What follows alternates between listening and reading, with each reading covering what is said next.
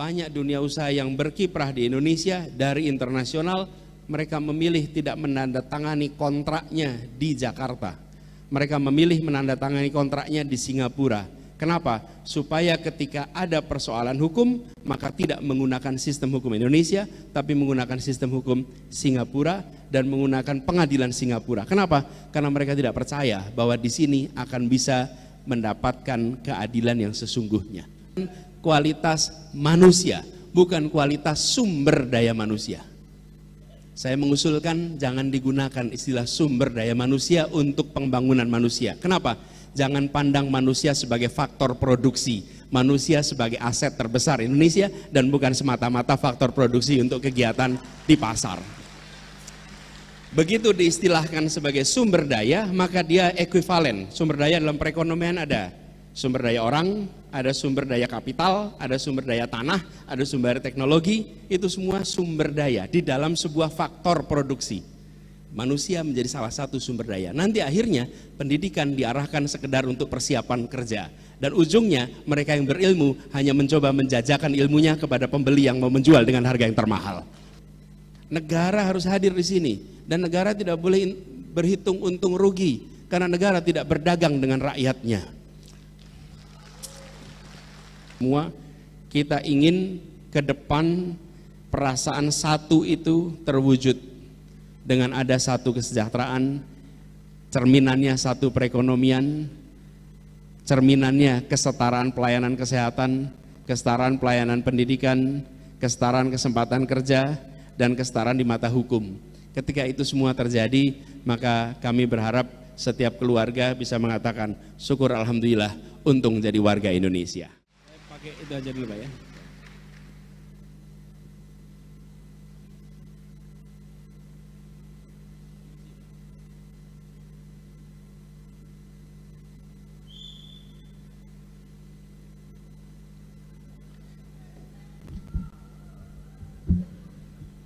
Siulannya mantap juga tadi.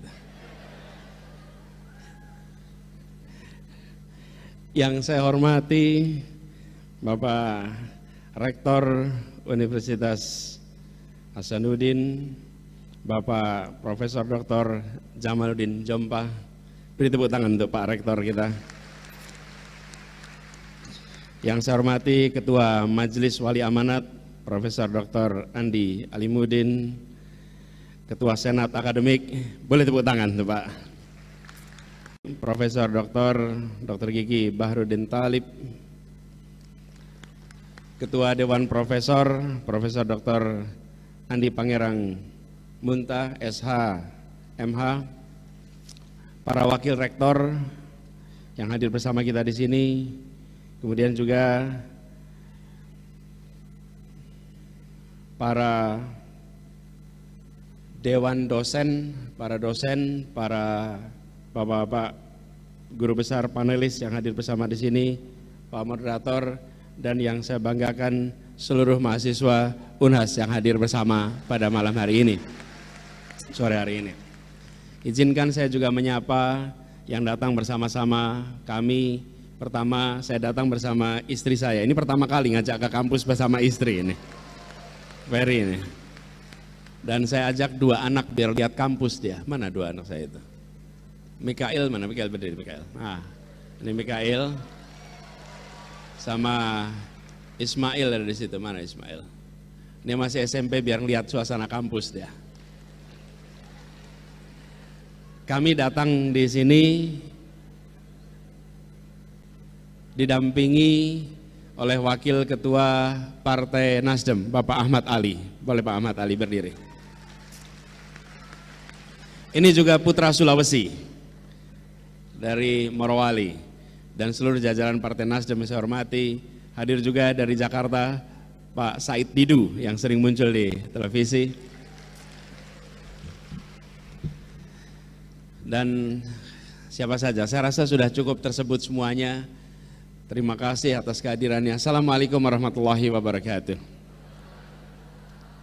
Selamat sore, salam sejahtera untuk semuanya. Bersyukur sekali pada sore hari ini bisa tiba di Unhas. Kali terakhir tiba di Unhas juga agak panjang.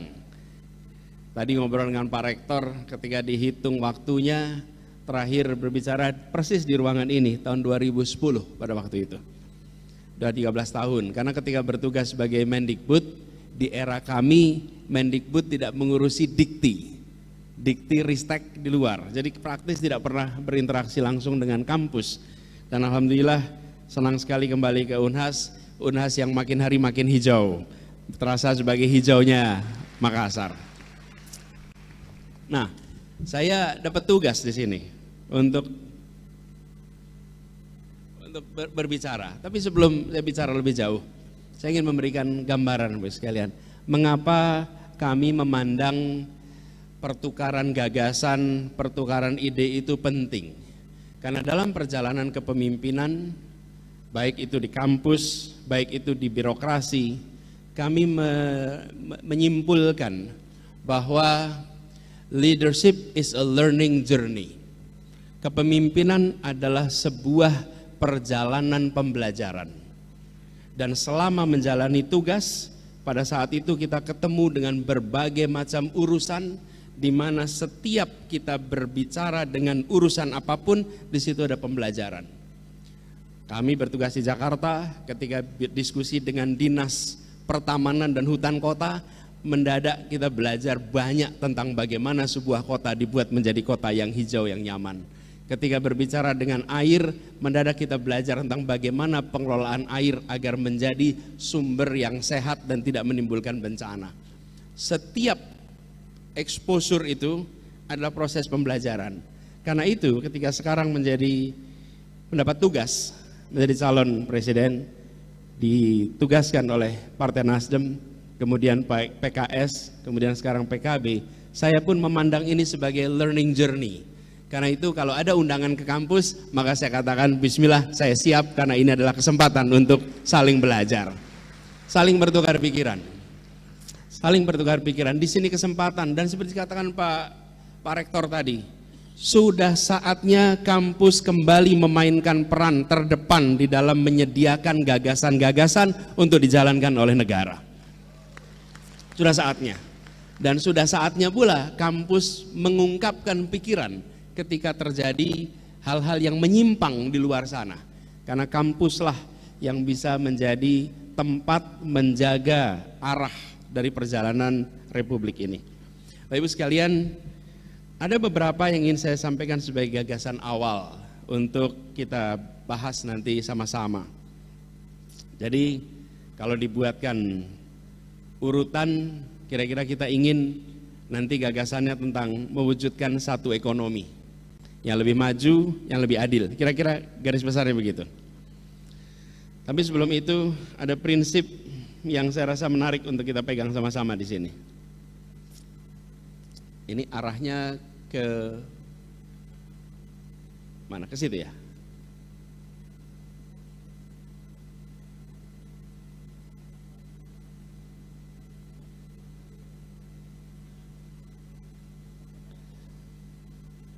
Siri Nepace, betul pengucapannya? Betul. Loh, kalau tidak dikoreksi lah. Apa artinya ini?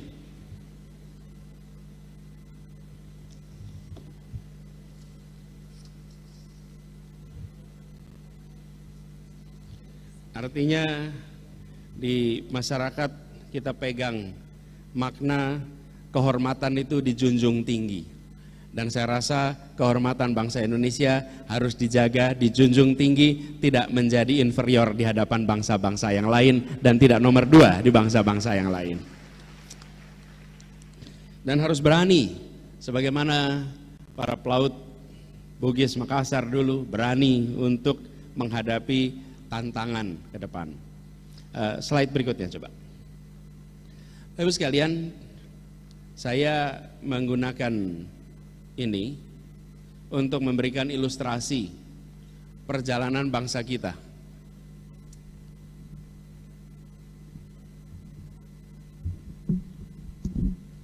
Perjalanan bangsa Indonesia, bahwa Indonesia melewati beberapa fase dan kita mau menuju yang keempat. Kalau Ibu perhatikan, di tahun 28 kita menyatakan satu bangsa dengan menyepakati satu bahasa bersama, bahasa Indonesia. Dan dengan adanya bahasa bersama itu, saya mau izin Mbak berada di depan sini. Dan dengan satu bahasa itu, maka kita di sini bisa berkomunikasi tanpa perlu penterjemah. Jangan dianggap enteng, karena ada ratusan bahasa. Dan bila kita tidak memiliki bahasa persatuan, maka belum tentu kita memiliki perasaan keindonesiaan sehebat hari ini. Dan ini adalah contoh yang dunia harus belajar dari Indonesia. Di sini kita mampu untuk menyepakati. Uni Eropa, ada mahasiswa HI nggak di sini? Uni Eropa, ada berapa negara Uni Eropa?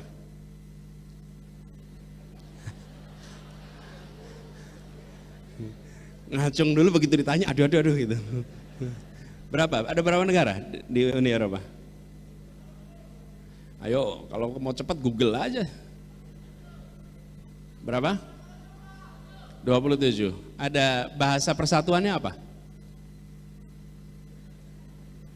Apa bahasa persatuan Uni Eropa? Bahasa apa? Inggris. Inggris sudah Brexit. Udah keluar dari Uni Eropa. Apa bahasa persatuan Uni Eropa? Ada. Harus ada. Bahasa persatuannya ada 23 bahasa. Oke? Dan itu artinya apa? Kalau bangsa-bangsa Uni Eropa berkumpul, mereka udah satu negara nih. Maka hadirin semuanya menggunakan headphone dan di belakang sana ada penterjemah 23 bahasa. Semua dokumen yang diputuskan diterjemahkan dalam 23 bahasa. Mereka tidak berhasil menyepakati satu bahasa persatuan dan mereka harus belajar dari sebuah negeri yang di ujung tenggara Asia namanya Indonesia.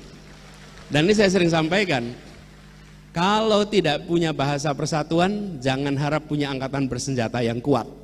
Karena tidak mungkin komandan pasukan pakai penterjemah, tidak mungkin.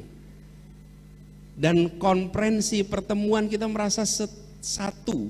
Bahkan di Indonesia, Bapak Ibu perhatikan, sering tidak terjadi konflik antar suku, antar etnis, bahkan berdarah sekalipun. Tapi yang menarik, pihak yang berkonflik duduk di meja perundingan dan mereka tidak memerlukan penterjemah untuk merundingkan kepentingannya. Itu Indonesia. Jangan anggap enteng menjadi satu itu. Nah, inilah satu pertama. Satu yang kedua, kita satu negara, proklamasi 45 menjadi satu negara. Tapi belum negara kesatuan. Baru tahun 50 kita menyebutnya jadi negara kesatuan. Karena itu kita sebutnya NKRI. Jadi kalau hari ini ada yang bilang NKRI harga mati, ingat-ingat peristiwa Mosi Integral Natsir tahun 50. Tanpa Mosi Integral Natsir, kita tidak akan menyebut kita dengan nama NKRI. Karena Republik Indonesia hanya di sekitar Jogja. Presidennya Soekarno. RIS presidennya Mr. As'ad. Pada waktu itu. Indonesia hanya kecil, Republik Indonesia. Bagian dari Republik Indonesia Serikat yang presiden namanya Mr. As'ad. Lalu kita sudah satu negara kesatuan, tapi belum satu tanah air. Karena air kita masih belum milik Indonesia. Airnya masih perairan internasional. Laut Jawa perairan internasional, Laut Arafura perairan internasional, Selat Sulawesi perairan internasional. Itu bukan wilayah Indonesia. Yang disebut Indonesia hanya tanahnya. Tahun 57 deklarasi Juanda. Dan deklarasi Juanda mengatakan bahwa seluruh wilayah menjadi satu kesatuan. Perjuangannya 25 tahun. Baru tahun 82 diakui oleh dunia, UN Clause, United Nations Convention of Law of the Sea. Sesudah itu baru Indonesia menjadi satu kesatuan, tanah dan air. Kita sudah melewati 4-1, satu bangsa, satu negara, satu kesatuan, satu teritori. Nah sekarang kita masuk satu yang kelima.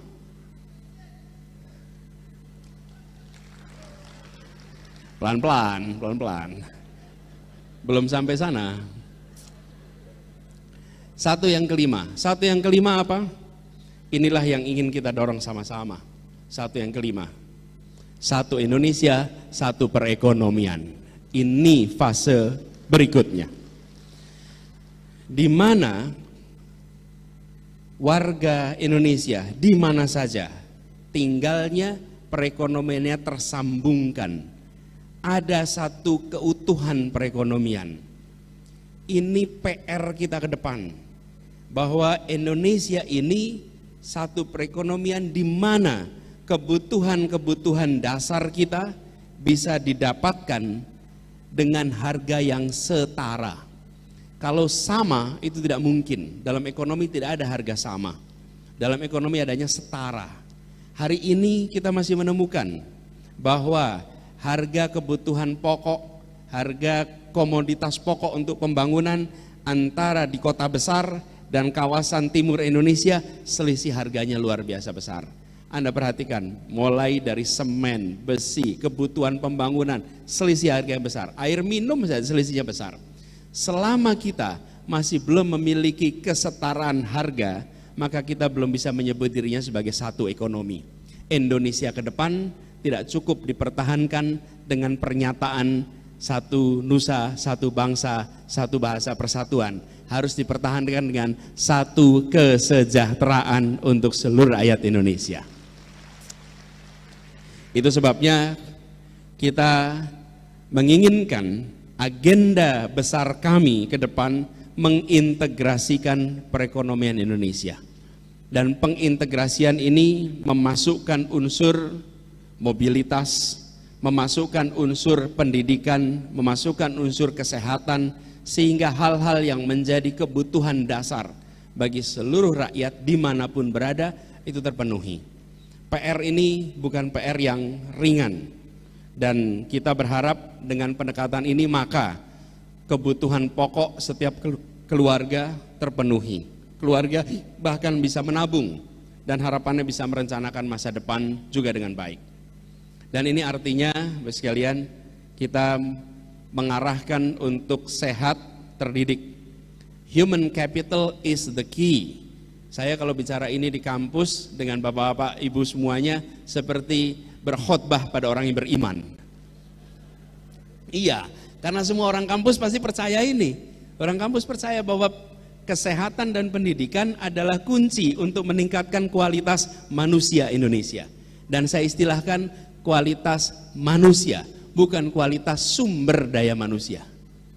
Saya mengusulkan jangan digunakan istilah sumber daya manusia untuk pembangunan manusia. Kenapa? Jangan pandang manusia sebagai faktor produksi, manusia sebagai aset terbesar Indonesia dan bukan semata-mata faktor produksi untuk kegiatan di pasar. Begitu diistilahkan sebagai sumber daya, maka dia ekuivalen. Sumber daya dalam perekonomian ada sumber daya orang, ada sumber daya kapital, ada sumber daya tanah, ada sumber daya teknologi, itu semua sumber daya di dalam sebuah faktor produksi. Manusia menjadi salah satu sumber daya. Nanti akhirnya pendidikan diarahkan sekedar untuk persiapan kerja. Dan ujungnya mereka yang berilmu hanya mencoba menjajakan ilmunya kepada pembeli yang mau menjual dengan harga yang termahal. Ini yang digeser nih. Jadi orientasinya apa? Kesehatan, pendidikan. Kesehatan, pendidikan kunci, dan hari ini perhatian kepada itu, mohon maaf, tidak terlalu besar.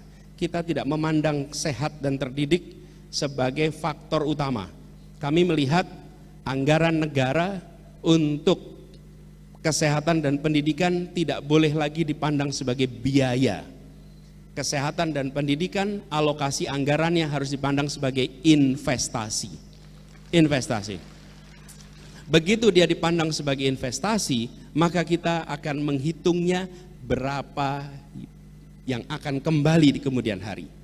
Tapi kalau kita menganggap ini sebagai biaya, maka kita akan selalu berbicara tentang bagaimana membuat ini lebih efisien dan seringkali bagaimana dikurangi. Dan ujungnya alokasi untuk pendidikan dicoba diratakan sana sini, yang penting 20% terpenuhi, walaupun kenyataannya tidak mengubah kondisi pendidikan dan kesehatan di masyarakat. Ini harus diubah. Lalu kedua adalah persoalan hukum. Kita semua menyadari bahwa sebuah negeri ini akan maju bila aktivitas perekonomian, aktivitas sosial, aktivitas budaya itu semua ditopang dengan adanya kepastian hukum, rule of law. Hari ini Bapak Ibu sekalian, kalau kita lihat banyak sekali praktek di dalam pemerintahan yang tidak mengedepankan good governance. Harus dibereskan. Ujungnya kita kenal dengan istilah korupsi. Yang kedua, dunia usaha. banyak dunia usaha yang berkiprah di Indonesia dari internasional, mereka memilih tidak menandatangani kontraknya di Jakarta. Mereka memilih menandatangani kontraknya di Singapura. Kenapa? Supaya ketika ada persoalan hukum, maka tidak menggunakan sistem hukum Indonesia, tapi menggunakan sistem hukum Singapura dan menggunakan pengadilan Singapura. Kenapa? Karena mereka tidak percaya bahwa di sini akan bisa mendapatkan keadilan yang sesungguhnya. Saya sempat bilang, sampai kapanpun kita, indikasi sederhananya, bila investor internasional masih belum mau tanda tangan di Jakarta, maka rule of law kita belum dipercaya. Kalau mau dipercaya, maka semua sudah berani tanda tangan di Indonesia. Dan PR-nya kita perbaiki sistem yang kita miliki sekarang. Kita harus belajar dari kampus, rute-rute yang harus kita lakukan. Kemudian di dalam fase ini juga kami melihat urgensinya untuk menyetarakan peluang usaha di berbagai wilayah.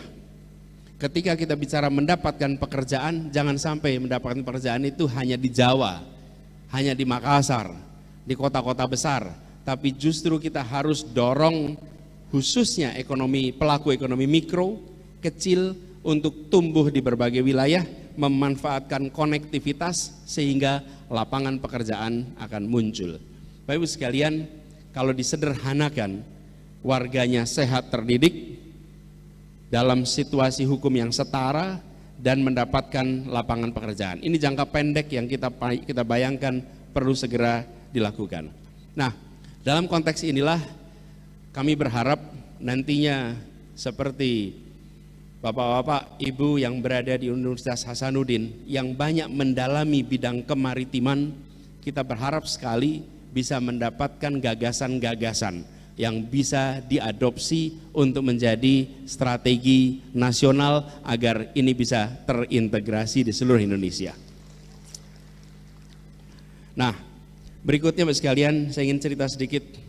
Ini contoh Sulawesi yang kita semua tahu sebagai surganya kakao dunia. Kalau kita lihat di dalam data, ada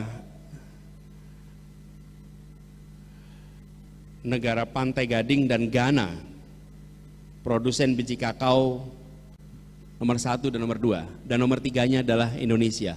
Indonesia adalah produsen terbesar. Dan di mana itu? Di Sulawesi Selatan, di Sulawesi Tengah, di Sulawesi Tenggara, di Sulawesi Barat. 75% dari produksi nasional kakao ada di tempat ini. Tetapi 80% dari produknya diekspor ke luar negeri, 20% baru domestik. Dan 85% dari ekspor itu dalam bentuk intermediate, bukan dalam bentuk finished good. Kami memandang ini contoh bagaimana pengintegrasian perekonomian, perluasan lapangan pekerjaan di berbagai wilayah adalah dengan kita melakukan yang biasa disebut dengan istilah reindustrialisasi. Melakukan industrialisasi lagi di tempat yang selama ini terlewatkan. Kita dorong reindustrialisasi. Mengapa ini perlu didorong ke depan? Kita sudah melakukan fase awal industrialisasi mayoritas di Jawa dan beberapa kota besar di Indonesia. Tetapi fase ini kita membutuhkan untuk mendorong industrialisasi di tempat yang lebih luas. Dan kalau kita taruh potret Sulawesi, maka kita akan ketemu dengan potensi kekayaan alam yang luar biasa. Yang ini harus dimanfaatkan dengan kita membangun industrinya dari hulu sampai ke hilir. Dan bila itu bisa dilakukan di berbagai wilayah di seluruh Indonesia, maka kita akan bisa menyaksikan gerakan perekonomian yang merata di berbagai wilayah. Bukan merata karena subsidi dari pusat, tapi merata karena industri-industri bertumbuhan di seluruh wilayah Indonesia. Dan ini membutuhkan dukungan. Dukungannya apa? Dukungannya adalah sistem logistik kita harus diperbaiki. Bapak Ibu sekalian, satu, Indonesia mensyaratkan sistem logistik yang negara turun tangan. Ini sebuah ilustrasi saja, ini biaya pengiriman kontainer yang hari ini ada di masyarakat. Kalau boleh saya berikan ilustrasi, kalau dari Surabaya mengirimkan ke Tiongkok itu untuk 40 feet kontainer harganya 7,6 sampai 10 juta rupiah. Kalau mengirimnya dari Surabaya ke Makassar harganya 20 juta rupiah. Oke. Peta Indonesia berubah ketika jarak antar wilayah yang asalnya kilometer diubah jadi ongkos kirim. Oke. Bentuk Indonesia langsung berubah. Kacau bentuknya. Kenapa? Karena dari Jakarta ke Makassar pendek sekali karena ongkos kirimnya kecil, tapi dari Makassar sampai ke Luwu misalnya, dari Makassar sampai ke pegunungan di Majene misalnya, itu akan ketemu harga yang sangat tinggi. Dan kalau itu harga sebagai pengganti jarak, maka bentuk Indonesia tidak seperti yang kita bayangkan saat ini. Kita harus mengembalikan agar Indonesia itu satu dengan cara negara hadir mengkoreksi sistem logistik agar kegiatan usaha bisa berjalan dengan baik di seluruh wilayah Indonesia. Ini adalah potret hari ini. Ini potret hari ini. Ini tidak boleh diteruskan. Kalau kita berbicara satu, dan negara harus hadir. Negara harus hadir, negara harus memberikan alokasi anggaran yang cukup agar kegiatan logistik berjalan sampai skala ekonominya terpenuhi. Ketika economy of scale belum muncul, maka negaralah yang mengeluarkan biayanya. Negara harus hadir di sini, dan negara tidak boleh berhitung untung rugi karena negara tidak berdagang dengan rakyatnya. Negara itu menjalankan konstitusi, dan konstitusinya mengatakan bahwa kita harus menghadirkan keadilan, itu konstitusinya. Jadi ketika kita berbicara tentang alokasi anggaran terkait sistem logistik, ini akan membuat perasaan kesetaraan di semua tempat. Logistik sistem kita tidak sederhana, tetapi bila tidak dikoreksi, ini akan membuat Indonesia kita sulit untuk merasakan satu Indonesia, satu perekonomian, satu kesejahteraan. Bapak Ibu sekalian saya hormati, saya akan hentikan di sini paparan awalnya, tapi saya berharap Ibu sekalian bisa mendapatkan masukan, komentar, kritik dari semua. Kita ingin ke depan perasaan satu itu terwujud dengan ada satu kesejahteraan, cerminannya satu perekonomian, cerminannya kesetaraan pelayanan kesehatan, kesetaraan pelayanan pendidikan, kesetaraan kesempatan kerja, dan kesetaraan di mata hukum. Ketika itu semua terjadi, maka kami berharap setiap keluarga bisa mengatakan, syukur alhamdulillah, untung jadi warga Indonesia. Itu harapan kita. Terima kasih, saya akhiri, saya kembalikan Pak Moderator. Assalamualaikum warahmatullahi wabarakatuh.